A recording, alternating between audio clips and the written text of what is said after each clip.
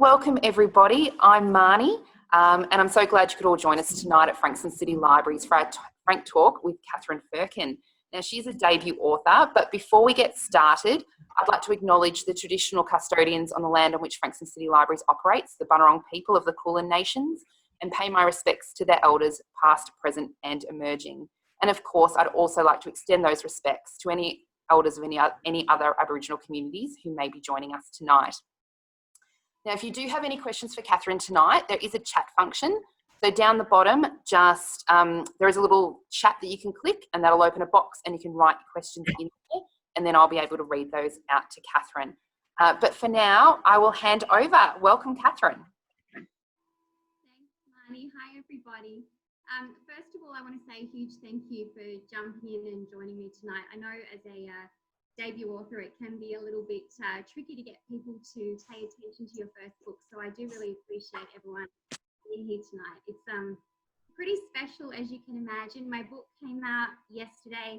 I had a little bit of a launch, which is why I've still got the balloons there, but it's wonderful to do this. So thank you so much for taking the time to spend your Wednesday night with me. This is my little baby here, Sticks and Stones. It's been about 5 years in the making, and of course I was a little bit shattered to have it launch after all that time in the middle of a pandemic. Who would have thought? But it still doesn't take away from the fact that it's out there, and I feel so lucky and so thankful to have it out there.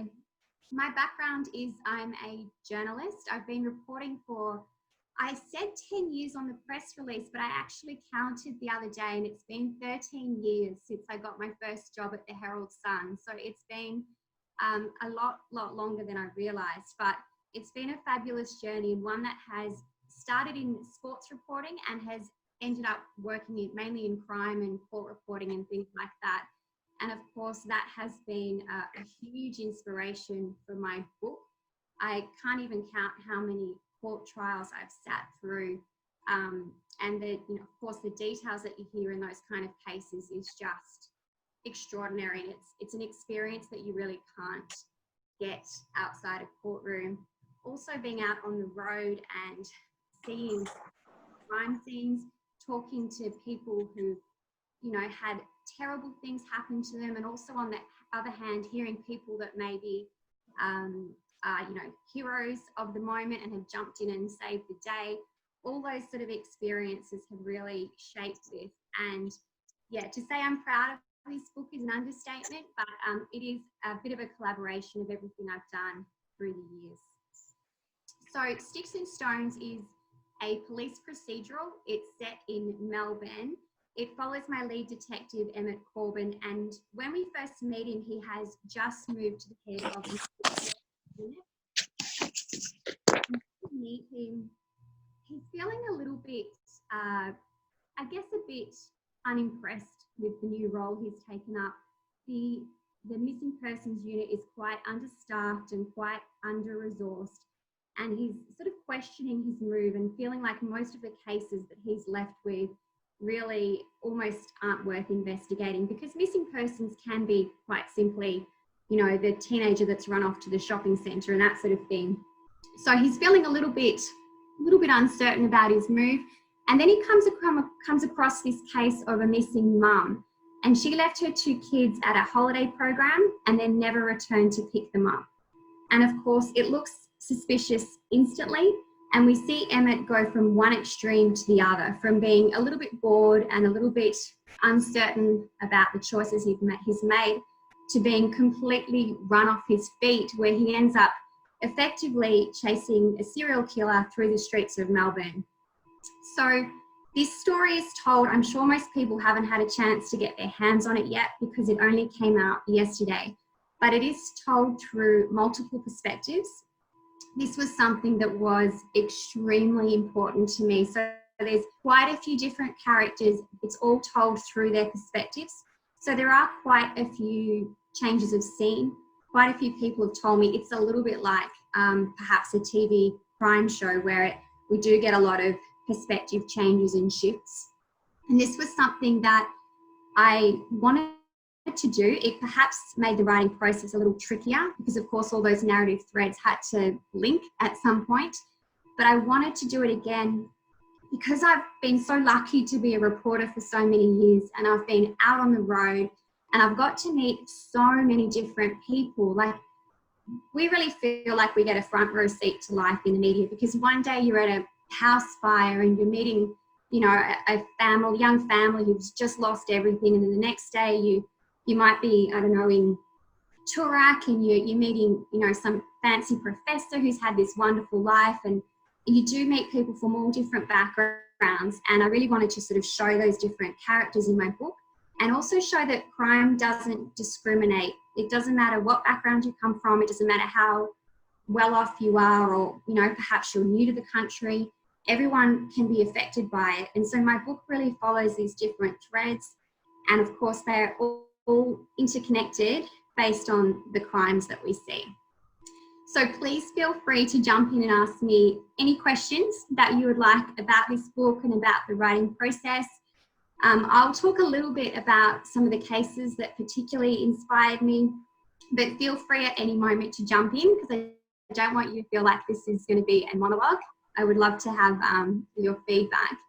So one of the cases for me that really got me thinking about writing a book was back in 2014.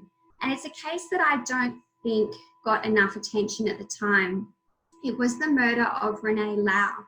And I feel like if I say the name Renee Lau, many people won't even know who I'm talking about. And I really think that's a bit of a travesty. Renee was a pastry chef. She was over from Hong Kong, and she was effectively living the life of her dreams. She was so happy here. She'd met this great guy. She was singing in the local choir. And from all accounts, she was a wonderful person. She was walking to work one morning, and she was literally dragged off the street, brutally raped and murdered. The attack lasted over 80 minutes. She was conscious for most of that time. And I covered this case, and still to this day, it is one of the most brutal cases I've covered. The details that were given in court, the evidence photos that we were shown, I still remember the prosecution getting up and almost breaking down as he described the injuries to this poor woman. Her head, he said, had looked like she'd been in a serious car accident. And it was all just from what this man did to her over that time. And it was a really intriguing case. It was obviously horrific and absolutely tragic, but it was a really intriguing case for me because the killer, Scott Allen Miller, had almost no prior offences. Most people in this bracket of offending have an extensive list, an extensive history of prior offences. This guy had, I think, one minor transgression from when he was living in Western Australia. And apart from that, he pretty much, in his own words, he said he just snapped on the day. So for me, this became a really intriguing case of how did this person get to a point where they were able to do something so brutal and so horrific. And that's when I really started to think, gee, I want to sort of understand a bit more about the motivation behind these sorts of offenders. I almost felt like I wanted to get into the mind of a killer. And again, when you do get a chance to read my book, you will see that there are quite a few flashbacks in there, and we look back at a young boy who grows up through the years and he becomes the killer. And that's not a spoiler. You know that right from the start, that he's going to be the killer. And I wanted to show that how could someone get to this point? So Renee Lau's murder was definitely something that, I don't want to say inspired because there's nothing inspirational about a crime like that, but it certainly got me thinking about motivation and behaviours and just that criminal life that goes on often in front of our faces from people that you perhaps may never expect. So anyone wants to jump in, feel free. I will say on that, Katherine, I don't know about that not being a spoiler, because I'm about a third of the way through and I hadn't realised that child becomes the killer. Because we don't have a name for him. No, I promise it's not really a spoiler. It's obvious. I mean, when you say that, looking at his behaviour, where I'm up to, it's not surprising. But I hadn't made the connection yet. I will say, everybody, though, I think I'm up to about 100 pages in. And for me, it takes me 4 or 5 chapters to get into a book. And I can honestly tell you, when I picked up this particular book, I read the prologue and Katherine had me immediately. I wanted to keep reading. So congratulations. It is absolutely wonderful that you've been able to capture me and hopefully a wider audience in that way. Now I do have, go for it. I just saw a question pop up that I would love to answer. I'm sorry, I'm probably stealing your thunder here, Marnie, but someone just asked, do most killers come from, I think it was abusive backgrounds? And that is a fabulous question. And I'm so glad someone's jumped in and asked me that, because that's pretty much exactly what I was trying to show with this book, was that almost, and I mean, like I said, I've been reporting for about 13 years. I can't count how many court cases I've done. It is nearly 100% of the time that the offenders have gone through some form of abuse. It might be emotional, it might be physical, it might even be financial in a sense, or, you know, the environment they've grown up in. But nearly always they have suffered some form of abuse, and they have obviously not been given the support to handle that. There's obviously a lot of personal responsibility too. They haven't made great choices, but quite often they almost didn't have a chance. They really, if you think about kids, particularly young children, when they do suffer extreme abuse, if they're not given the right support systems as they grow through, it's very hard for them to actually have the skill set to make those better decisions. It's very easy for us to sit back and think, well, that was a stupid thing to do. But if you don't actually have those skills to make those decisions, you're not even coming from the same point of view that we all are. So this is something that I really wanted to explore. And it is why I have the flashbacks in there. And I'm very attached to my little boy in the book, because as you'll see very early on, he's not a bad kid to start. He's just a kid that's in, you know, not a great situation. And again, he starts to make some poor choices. And it's just something extraordinary we see in court all the time. And it's not even just for the worst offenders. Quite seriously, only the other day I was in court covering a case for 10 News. And it was a guy who had stolen a Porsche and he used it to ram police cars. So not a great thing to do, but not the worst crime on the scale of things. And when the judge read out this man's backstory, I was there. There was a few other senior reporters next to me. We all almost gasped. It was so horrendous. I mean, some of the things I can remember, it started when he was 6 years old. His dad didn't like the way he brushed his hair. So he started, you know, just belting him across the face, punching him in the thighs, that kind of thing. As he got older, there was an example of his dad leaving him to sleep the night in a cemetery. And he told the child, I wish you were dead, you can get some practice. So the kid was left to spend the night in a cemetery. This is at about 7 or 8 years old. When he started playing football, apparently the boy was starting to get a bit of confidence and get back into feeling good. The dad started abusing him for the fact that he wasn't, you know, winning games or whatever. And he started injecting him with amphetamines right before games to get going. And you hear this backstory. And again, of course, stealing Porsches and ramming police cars is a stupid, terrible, dangerous thing to do. But when you hear this backstory, you think, my goodness, what kind of a life was this kid ever going to have? What chance did he have? And that is a really good question. I'm sorry I didn't see the name of who asked me, but I'm so pleased you asked that, because it's not about condoning the behaviour at all. I just think it's really interesting to look back and see, how did these people get to this point?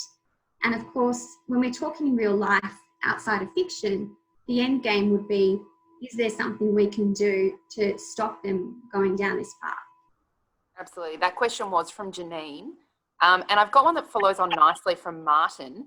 when you try to get into the mind of a killer, do the dark sides frighten you? He's thinking Silence of the Lambs, kind of scary. It's funny, writing from the perspective of the killer was actually my absolute favourite character to write from. And I think it was because I was trying to make sense of everything I'd seen myself through this process. I don't know if I'm scared, but I tell you one thing that does scare me is it's the killers that walk amongst us who are otherwise seemingly very normal. So when you're sitting in court, you see them sitting in the dock and they're only meters away from you. You know, you can almost reach out and touch them. And quite often they look like your average suburban dad. They almost always lead average suburban lives. They often have kids, they take them to the footy. You know, you hear how the day to the crime led up and they'll be like, oh, I was running late, I had to stop in the supermarket and grab some beer. And it's all very normal. And then you think, but what is going on in there? You're interacting with the rest of us normally, and then there's something in there that's making you snap. So, of course, it's unnerving, but I don't know if it's scary because for me it's more fascinating. I mean, it's so far removed from how I think, how everyone here thinks. It's just such an interesting thing. And I am also fascinated by that nature versus nurture debate. Are some people just evil? And certainly you'd look at some crimes and think, well, you'd have to be to do what you've done. Or is there perhaps an element of that, you know, environment that you've grown up in? Absolutely. And Janine's, I guess with your experience in court and crime reporting, Janine's also asked generally, do you find that men kill more than women? Definitely. I mean, it's an unfortunate fact. It's a difficult conversation to have because whenever you talk about violence, if we're talking about violence towards women, which is covered in the book because my victim is female, you know, a lot of men particularly, but some women too, sort of say, oh, but women offend too. And absolutely that's true. It's absolutely true. There are plenty of, you know, women that have done horrific, vile things, but you only have to look at their stats to see that men will more typically go to extreme levels of violence than what women will. And I think the other thing is, which goes back to what Janine first asked me, for men, I think it's perhaps more important, I'm not sure, but at least as important that they have a sense of confidence and control over their lives. I mean, that's important for all of us.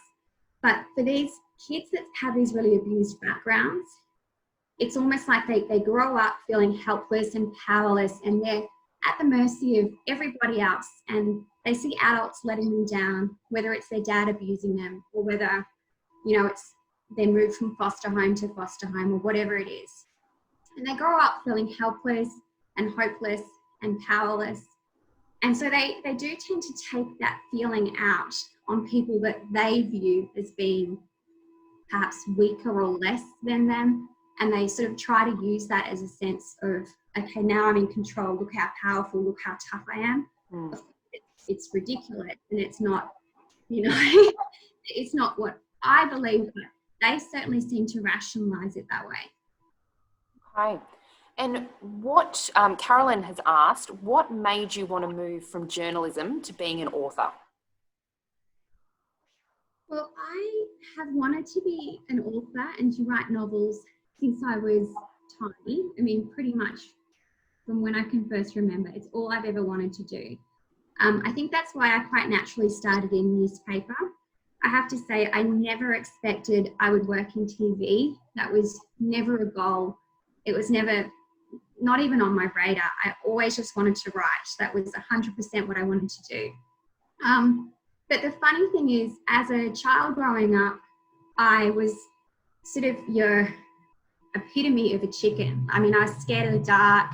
If I heard noises, I would, you know, have a doona over my head. I was, you know, scared of monsters under the bed. And I wasn't someone that grew up reading a lot of crime. You know, my sister loved Agatha Christie, terrified me. I didn't want to know about it. I couldn't, even some aspects of Enid Blyton's famous five, I would get too scared during the mysteries.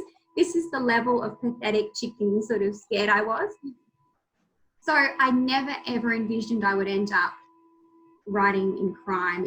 I actually tried to write women's fiction in my late teens and early 20s.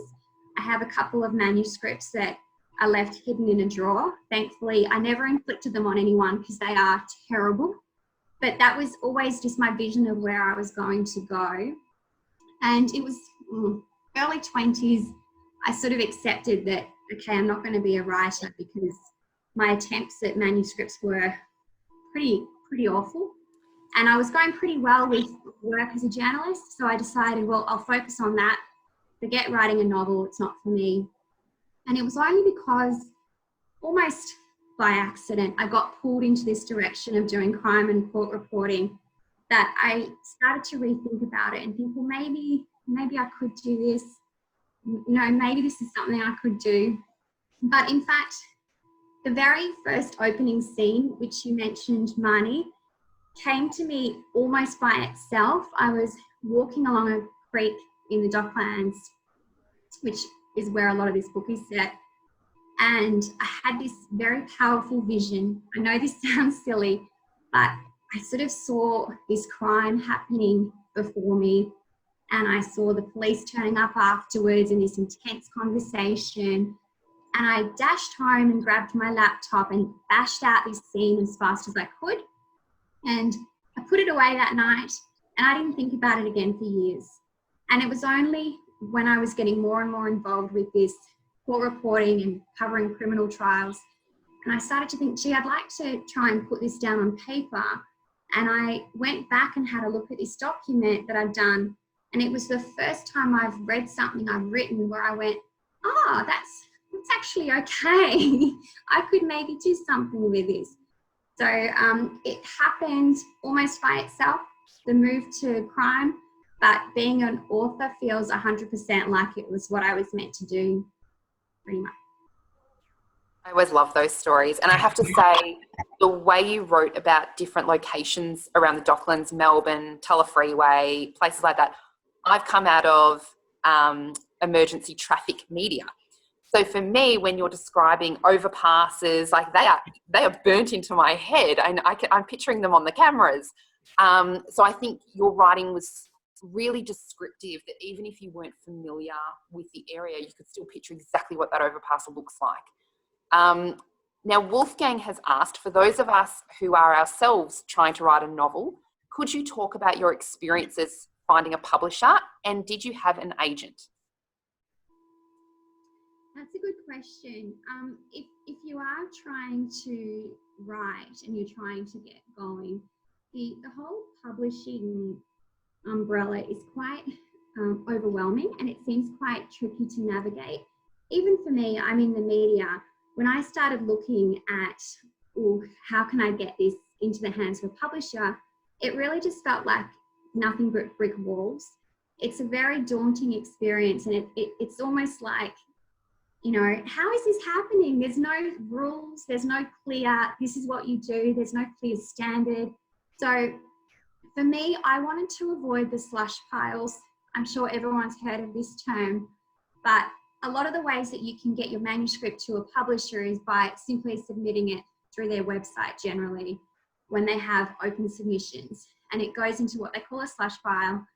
And usually a juniorish person in that organisation will read through it and will make a decision if it needs to move up the chain for someone else to have a look at. And I was adamant I didn't want to go through that, because if there's one thing that being in the media has taught me, it's that you need to get to the right person.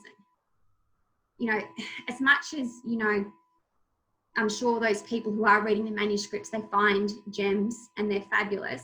If they've just gone through 100 other manuscripts, they could simply just be sick of reading when they get to yours instead of, yeah, no, not for me. So I really wanted to take a very targeted approach, and I was very strategic and very specific about, I've got to get in front of someone, I've got to talk to them face to face, I've got to get a bit of one-on-one advice, not just send it off and hope for the best. So I was looking at how can I get myself in front of an agent and get them to navigate the publishing process for me. And I came across, I think it's the Faber Writing Academy had a program where you could effectively do a bit of preparation and then sit down with an agent for 15 minutes. They would read your first 3 chapters, and if they were interested in seeing any more, they would let you know. Otherwise, they would give you a bit of feedback. And so I signed up for this, and the agent was Jacinta Demaze. And I went to this meeting, obviously excited, but quite truthfully expecting I'd get a bit of feedback, I'd get a bit of assistance. What do I need to do so I can get this to a publisher?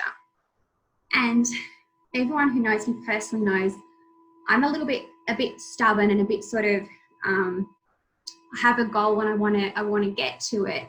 And so I was very worked up for this meeting, and I was like, okay, literally you've got 15 minutes. They have a buzzer. That's all the time you get. It was a bit expensive as well. So I was like, I'm going to make the most of my 15 minutes. And I saw a woman going before me, and she came out of her 15 minutes with like pages of notes. And I thought, this is fabulous. This is exactly what I need, this sort of feedback. And I went in and I sat opposite Jacinta, and she said, oh, what's your name? And I said, Katherine. She flicks open the page to me, and the page was blank. And I instantly got angry and like, have you not read my manuscript? Did you not like it? Why don't you have feedback for me? And she looked at it and said, oh yeah, that's right. Yours was the one I don't have anything to say because I'd just like to see more of it. And I remember sort of just being absolutely floored. And of course I was a bit nervous and worked up. So I sort of, even at that point, I was like, what do you mean? I've paid for my 15 minutes, but give me feedback. But basically all I got in that 15 minutes was her email address and a note saying, please send me the manuscript. So I mean, that I think was very lucky that what I had written in those first 3 chapters really resonated with her. When I then sent it to her, she sent back a few changes she wanted me to make. That took about another 6 weeks. From there, I'm trying to think of the timeline. Pretty much she almost signed me on the spot. And then I left the submission process to her. We submitted to all the main publishers because my book is quite commercial. It's quite sort of, I think it's quite accessible across many fields. So she wanted to give it to everyone and see what came back. And about 2 weeks after it was sent out, the publisher from Penguin, Beverly Cousins, rang me. And I was actually at work at the time. I was literally ducking under police tape, trying to get to a crime scene. And I still remember saying to my cameraman, can you just go and shoot this? Just do whatever. I need to take this phone call, which is highly unprofessional, but I knew it was important. And I spoke to Beverly, and she really gave me, it was not glowing at all. It was actually a real slap in the face in many ways. She was like, I love your writing. I love what you're doing. I want to make this work. But this is terrible. This is terrible. This is terrible. This is a mess. All these sorts of things. It was really tough love. And she sort of said to me, look, I'd like to take you on, but you need to be committed to making all these sort of changes. And it wasn't what I was expecting at all, because Jacinta had just loved it. And I just thought, next step's going to be easy. Everyone's going to love it. And she really gave me a bit of a wake-up call that it's one thing to have your manuscript finished. It's another then to have it publication ready. And I loved the fact that she had these great ideas for it. She was really excited by it. So I pretty much hung up the phone and went, I want to work with her. I don't care what any other publisher says. I just want to work with Beverly at Penguin. And of course, then it was this nervous waiting game to see what everyone else wanted and what they thought. And as is the way, Penguin was absolutely the last to get back to me. They got back like 5 minutes before the deadline cut off. And it was, I can still remember being stressed and feeling sick. And but I'm working with Beverly. And thankfully, at the last minute she came through. And thankfully, I have a good agent who was able to negotiate my contract, because I was just like, yeah, let's go. I don't need money. I just want to work with Beverly. And luckily, Jacinta's like, no, let's take a step back and actually try to make this work for you as well. So a bit of a journey, but I highly recommend getting an agent unless you're confident navigating the publishers. Wonderful. Thank you for that insight. And as we had a little chat before we went live today, in just saying how different everybody's publishing stories are. And I think you've really given us an insight into how to get in there, like how to get in almost the back door, and letting somebody do that advocacy for you. And honestly, I keep on saying it, I'm gushing a little bit, but it is a wonderful read. It's an easy read in that everything makes sense. And even telling the different stories, I felt like you did that. You've been doing that, because I've not finished the book yet, but I feel like you're doing that in a really methodical way. Like, I don't feel like sometimes you get books like that and it's all over the place, and I feel like it makes sense. And you can certainly keep up with everybody's stories and start understanding how they intertwine as well, which is really, really great. Now, while you've mentioned you've been doing work with Channel 10, and obviously the Herald Sun before that, but most recently, you've actually been a journalist over with CBS in New York, and you were there when Corona hit. So can you tell us a little bit of what that was like for you as a journalist, but also a resident of New York, and how you're feeling being back in Australia at the moment?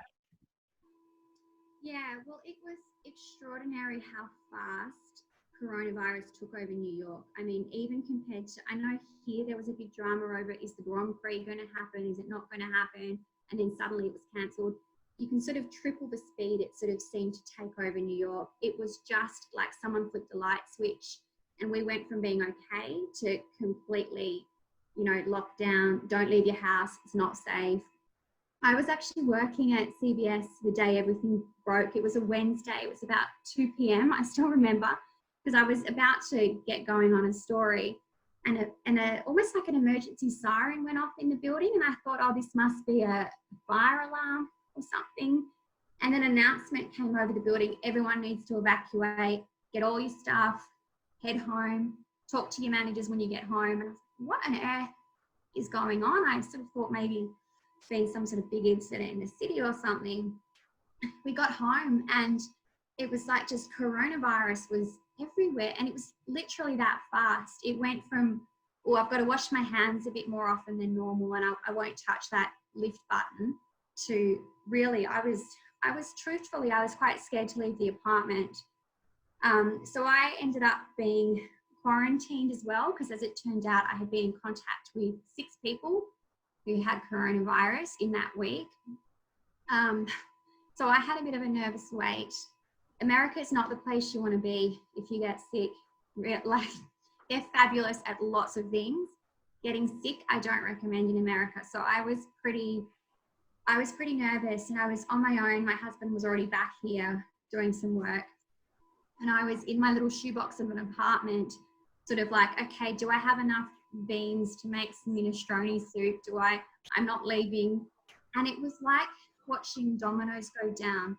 At work, we would get these emails pinged through: this person's sick, this person's sick, this person's sick, every sort of half an hour. And even in our apartment building, we'd have these messages from the superintendent: everyone needs to stay off the 6th floor because someone there's got sick. Everyone needs to watch out for this. Don't go in the laundry because someone's just tested positive who's used it. It was extraordinary. And my initial plan was to just sit in the apartment and wait it out until June. I was always going to come back to Melbourne for the book launch. But things really got so bad. A friend of mine, actually, a acquaintance, but someone I got on well with at CBS, actually died from it. They were quite young. And that was a real wake up for me. It was a real, like, this is not just, if you have prior health conditions, this is actually something that we haven't seen before. And then Australia was closing its borders, and there was that announcement from the government about people coming home. And I thought, I'm already working remotely from my shoebox in New York.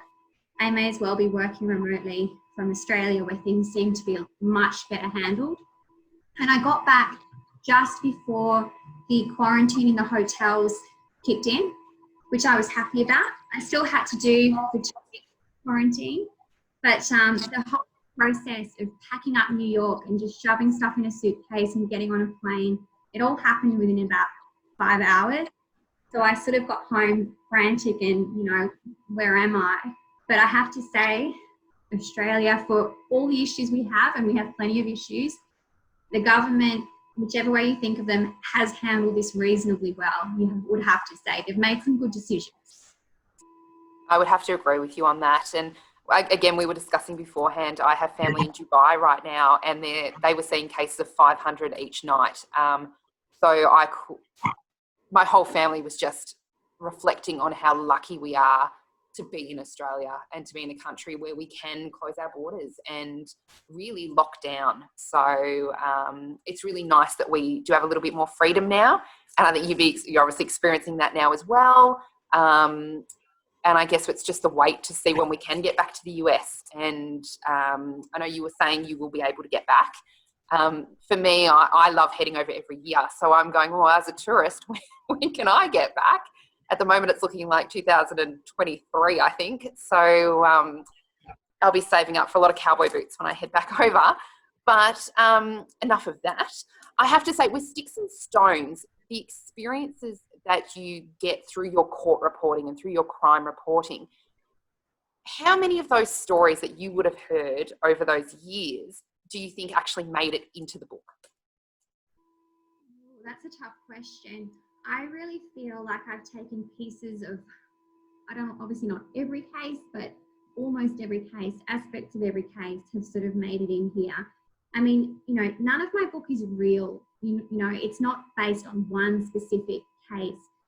But what I've taken are the elements of what makes a crime. And I think that's why so far people's feedback has been that it feels quite real and that it feels like, you know, it could have happened this way.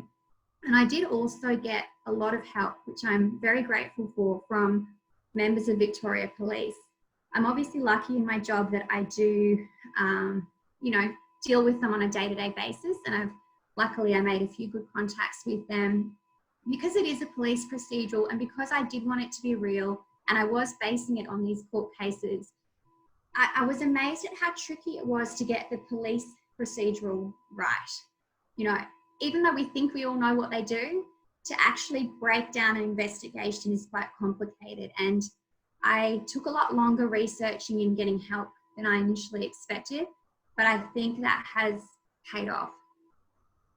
Absolutely. I will 100% agree with all that feedback. So now a little bit off the topic of crime now and a little bit more about you.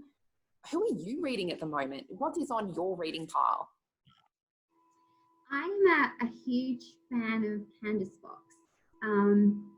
She's always been a little bit of an inspiration for me. If you haven't read her, she's another Australian. She's hugely successful. She has a series she does with James Patterson, and then she has a series she does by herself. I actually prefer her own solo books. But she has this really quirky, funny style about her. There's no way I could emulate that. She's got sort of almost a dark humour and her characters are almost comical in a good way. But I'm reading her latest at the moment, which is Gathering Dark, and it's just such a fast, quick read. It's intense.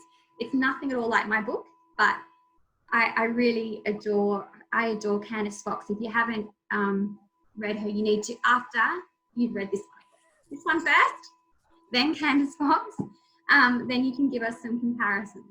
Absolutely. And I must say, Candice was meant to come and speak with us just as COVID hit. So we missed out on her because we know that she's writing right now. So I'm sure we'll have her in later in the year or early next year when that release happens. Are you working on anything yourself at the moment? Yes, I'm trying to put the finishing touches on what I hope will be my second book. It's a ongoing series to this one. My intention was always that Emmett Corbin would go on to be a bit of his own series. It's set in Blairgowrie, which of course is by the coast, so it's still very Melbourne, but it's got a little bit of a different flavour to it. He takes a lot of day trips back and forwards. And the premise is basically that we have 3 girls, it's a cold case, 3 young teens, they go out one night and only 2 return.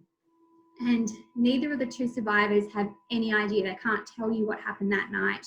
There's, of course, there's a local man who seems very suspicious. There's another person that comes into the picture that seems very suspicious. But also the fact that neither of the 2 survivors can tell anyone what happened seems a bit odd. So I'm very excited by this next book. It's not quite, it's almost finished. I need to hurry up and get it to Penguin because they keep asking me.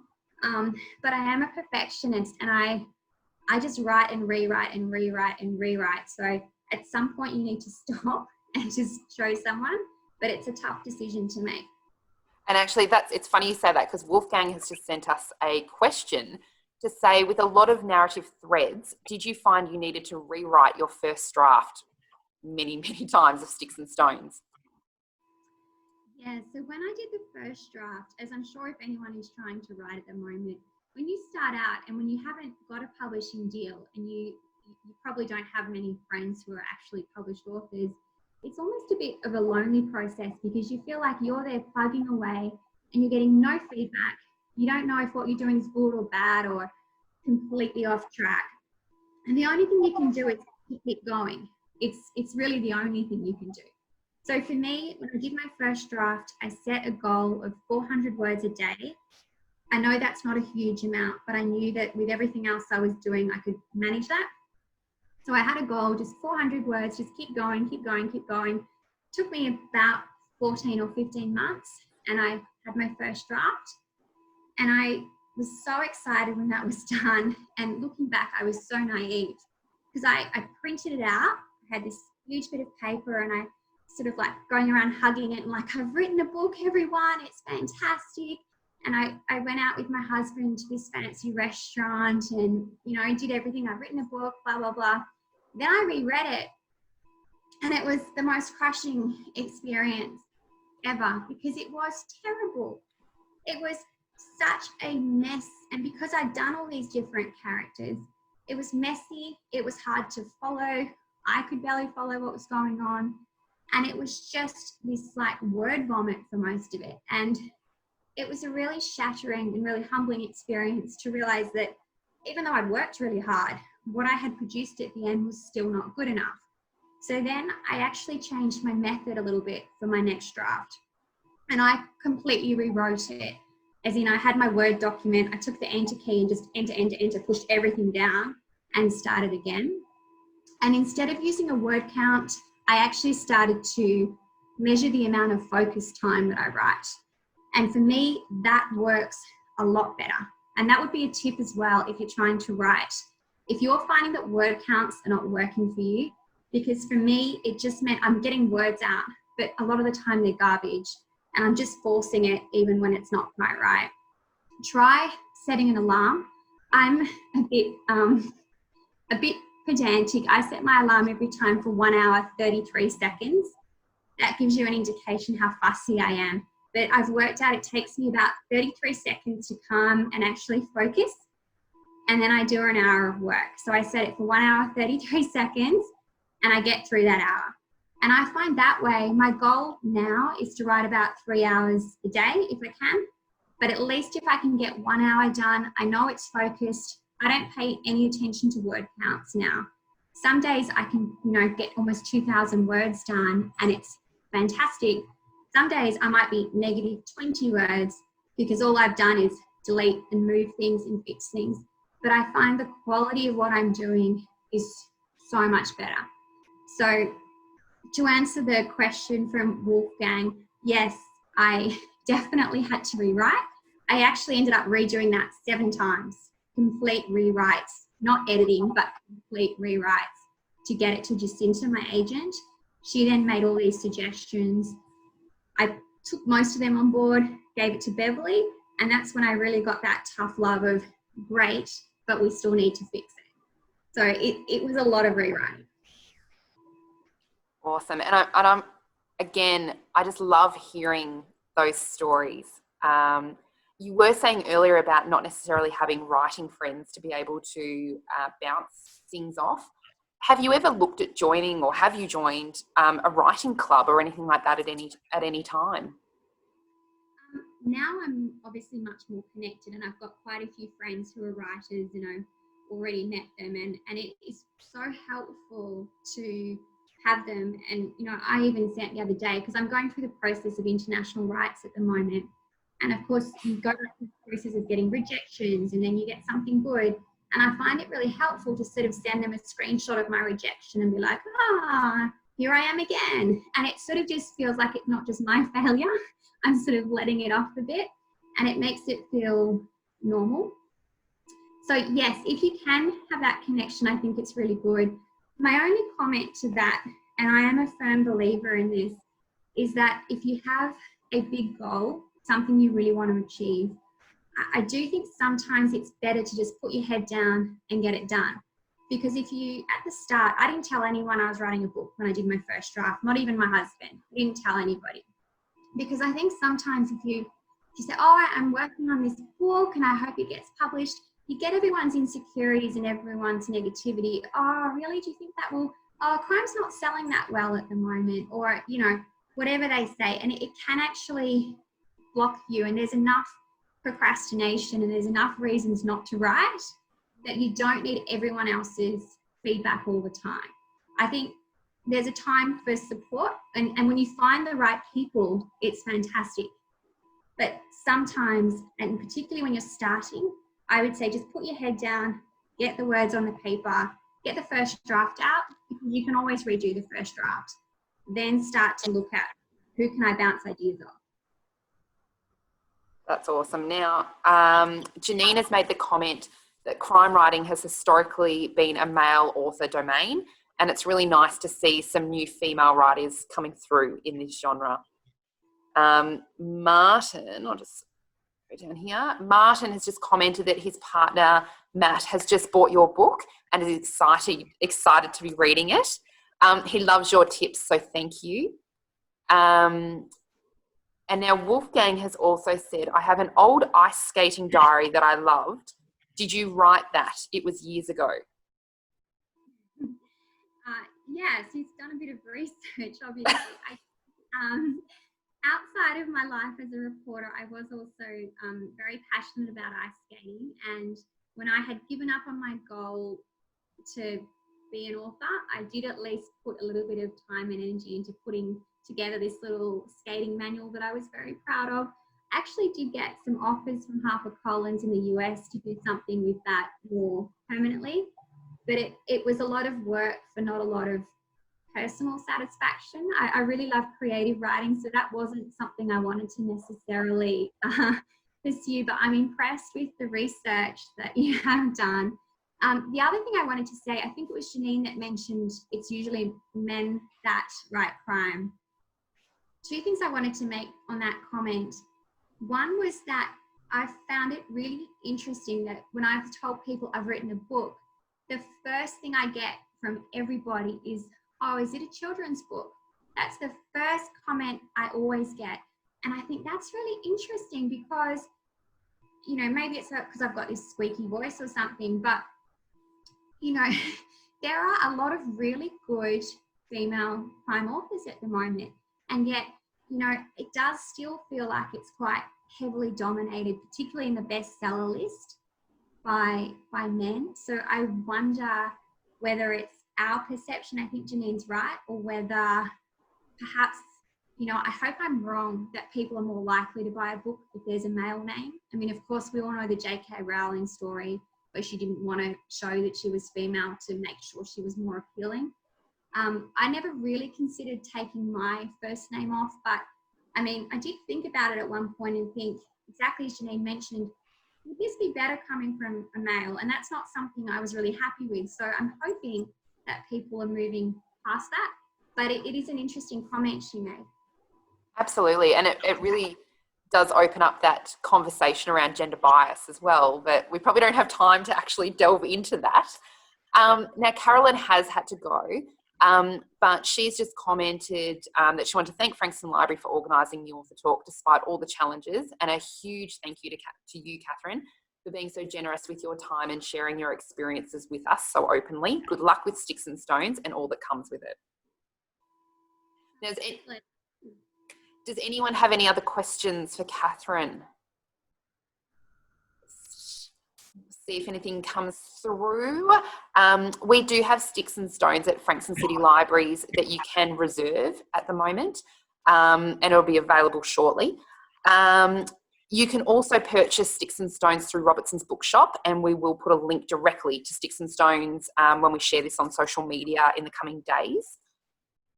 We don't have any other questions coming through, so please join me in thanking Katherine. Thank you so much for joining us. We've really appreciated it. You can see some virtual claps there at the top. It's been an absolute pleasure. And as I said, I'm really enjoying your book so far. And I really want to get to this weekend so I can get through the whole book. Please keep an eye on Frankston City Library's website. We've got a heap of authors and special guests coming up. And please keep safe and look out for each other, and we'll hopefully see you in our libraries very soon. But thank you so much, Katherine Firkin. Thank you, and you've made my night. Thanks so much for joining us.